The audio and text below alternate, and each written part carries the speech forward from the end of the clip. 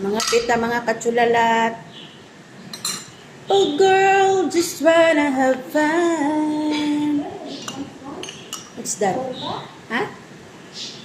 I cooked today. Because I boiled yesterday. Because I have chicken yesterday. Mga tita, mga tita. Medyo odto na mata karon kay may bisita. Wala mi ay. Mga na kong pandesal sa Pilipinas.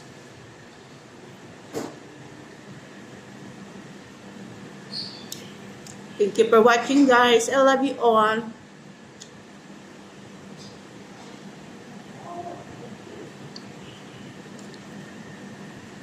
What's that? Aywa.